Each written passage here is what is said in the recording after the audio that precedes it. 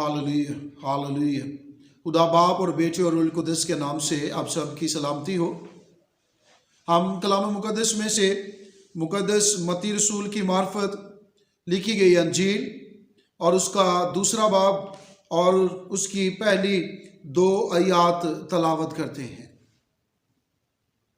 जब यीशु हेरोदिस बादशाह के ज़माने में यहूदिया के बैतलहम में पैदा हुआ तो देखो कई मजूसी पूरब से यरूशलेम में ये कहते हुए आए कि यहूदियों का बादशाह जो पैदा हुआ है वो कहाँ है, क्योंकि पूरब में उसका सितारा देखकर हम उसे सिजदा करने आए हैं। कलाम मुकद्दस के पढ़े और सुने जाने पर खुदावंद की खास बरकत हो, आमीन।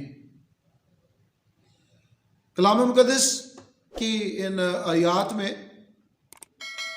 यीशु मसीह की विलादत, उसकी पैदाइश के मौके पर मजूसियों का जिक्र किया गया है कि वो पूरब से यरूशलेम में ये कहते हुए आए हैं कि यहूदियों का बादशाह जो पैदा हुआ है वो कहाँ है। सो हम मजूसियों के ताल्लुक से आज की इस वीडियो में देखते हैं कि मजूसी कौन थे।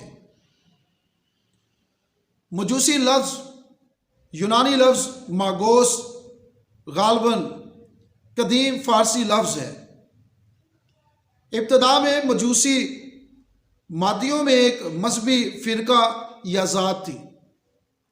वो अपने मज़हब के रसूम व उलूम से अच्छी तरह वाकिफ़ थे और नजूम, फालगिरी और ख्वाबों की ताबीर में ख़ास दस्तरस रखते थे, जिसकी वजह से इन्हें दानिशमंद तस्वर किया जाता था।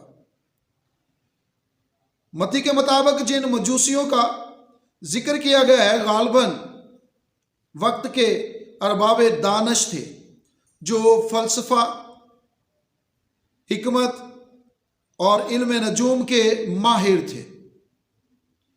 उन्हें मसीह मौद की आमद के मतलब यहूदी पेशनगोइयों से वाकफियत थी और वो अपने मुल्क से उनकी ज़ियारत के लिए फ़लस्तीन बैतलहम आए। और मजूसियों के ताल्लुक से ये भी कहा जाता है कि वो बादशाह थे जो मुख्तलिफ ममालिक से यीशु मसीह की ज़ियारत के लिए बैतलहम आते हैं।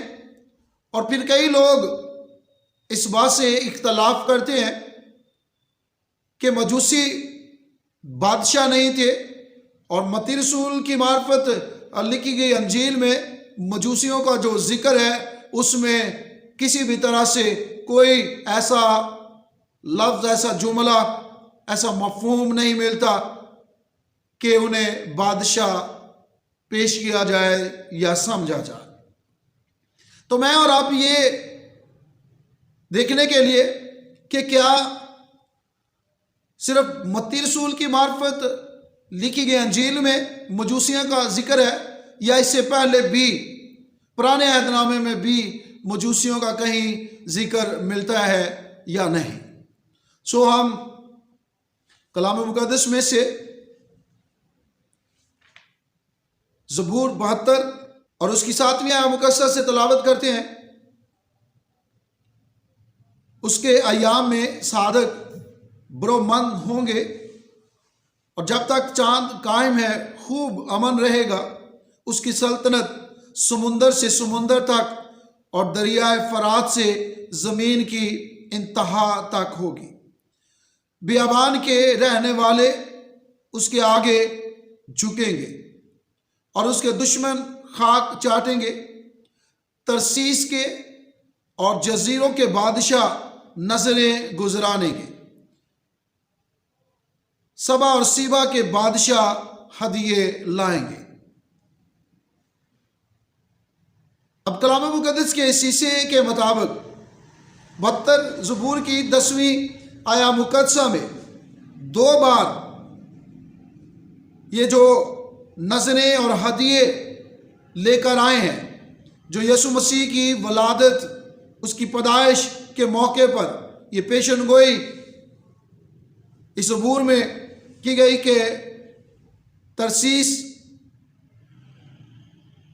یہ پیشن گوئی کی اس عبور میں یہ پیشن گوئی کی گئی کہ ترسیس کے اور جزیروں کے بادشاہ نظریں گزرانیں گے، سبا اور سیبا کے بادشاہ ہدیے لائیں گے۔ اب یہ ہدیے لانے والے، تحائف لانے والے بادشاہ ہیں۔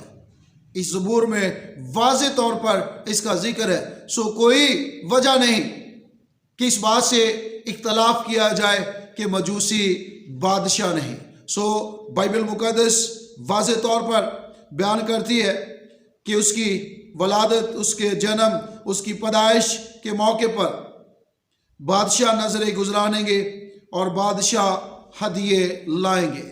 سو یسوع مسیح کے لیے جو تحائف، جو نظریں، جو ہدیے پیش کیے گئے، لائے گئے، وہ مجوسی جو سونا، لبان اور مر پیش کرتے ہیں، اس زبور میں واضح طور پر ان کو بادشاہ پیش کیا گیا ہے۔ سو مجوسی کون تھے؟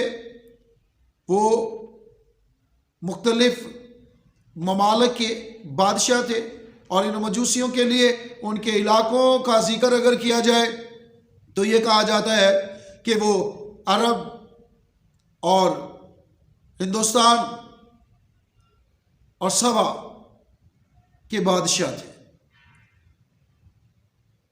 سو بائبل مقدس جس بات کو واضح طور پر بیان کرتی ہے، پھر کوئی وجہ نہیں کہ کوئی بھی شخص اس بات سے اختلاف کرے، بلکہ جو لکھا ہے اس کو فراخ دلی کے ساتھ، خوشی کے ساتھ قبول کرتے ہوئے ان حقائق کے مطابق آگے بڑھنے کی ضرورت ہے، اور ہمیشہ کلام مقدس کے حقائق کو قبول کرتے اور اس پر عمل کرتے ہوئے ہمیں آگے بڑھنا ہے۔ اس وفاداری اور فرما برداری کی صورت میں یقینی طور پر ہم برکت پائیں گے۔ سو آج کی اس ویڈیو میں ہم نے مجوسیوں کے تعلق سے جانا کہ مجوسی کون تھے۔ خداوند ہم سب کو آج کے کلام کے وسیلے بہت زیادہ برکت دے۔ آمین۔